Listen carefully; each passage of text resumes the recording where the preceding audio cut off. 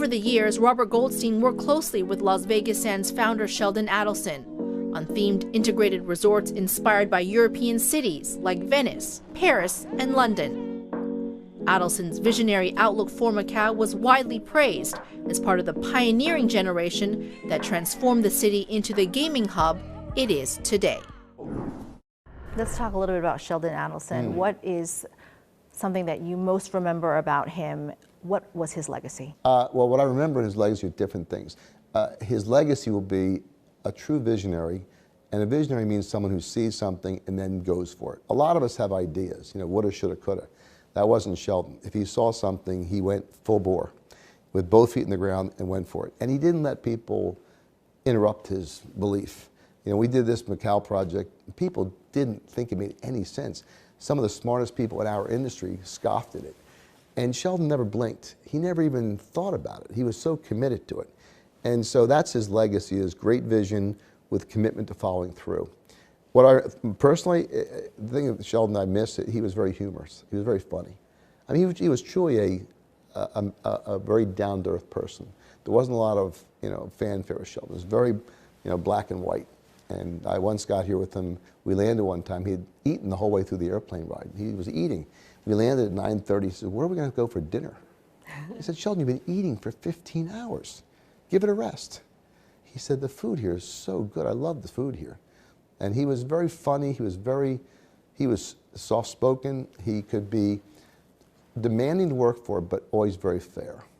And I miss the soft side of him, the humor side of him. I have a million great Sheldon stories, and I'll save them. But he was not the person in the public that he was in private. He was a very different person. We knew him at a personal level. And he was very generous, charitable, cared about people. But he loved this place. He loved coming here. And it's somewhat sad to be here without him right now. If he were here, yeah, what would he say? I mean, I just heard the Big Ben chime. Yeah. What would he say? He would look at me and say, "This is just fantastic." And he said, "We should have done this years ago."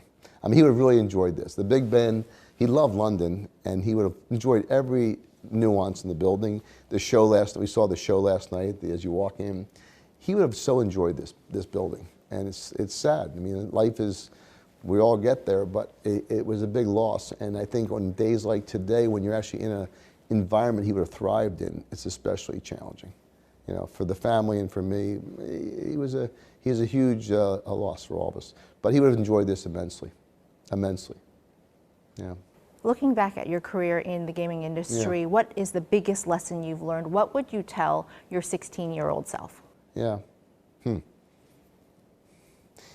Well, I think first is commitment to what you believe in, and not to vacillate, not to be confused by others who don't always agree with you. Don't let your opinions be swayed by public sentiment or by even your colleagues who don't see what you see.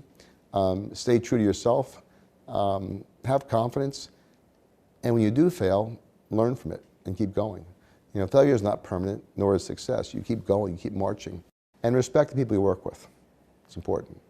If we fast forward, any thoughts on retirement, succession planning? Yeah, I mean, I got to do that, don't I? I don't know. I think about retirement, and I don't like the idea because I would miss it so much. There are days I wake up and it's hard. These trips get harder as you get older. I like to think of myself as young and vibrant, but I'm not so young. We have our bench in our company is very deep. And most of the people I work with were Sheldon for decades. So I have no real fear. We have some great talent here in Macau, some great talent in our corporate office, same in Singapore. I don't know how to think about retirement because I haven't really spent the time to take it seriously yet. That day will come. And when it comes, worry about it then. But right now I'm having a good time and enjoying the time I have left. Can you reflect on the last 20 years in Macau? It's a great question. Every time I come here, I can't get over how I first came here in 1981 as a 20-some-year-old kid. And it was so appealing. It was so different. It was a different Macau, that's for sure.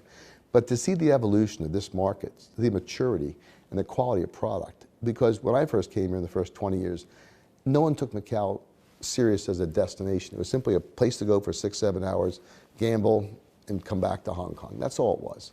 It took a visionary like Sheldon, but also took guys well, you know, a lot of people invested here, Melco and Galaxy and Wynn, and these people had, you know, great vision too. They came along and built all this outside the door here. I think of Macau as, I'm fortunate to watch in my lifetime a city emerge as the premier destination, tourist destination in Asia, from what was simply a gambling center.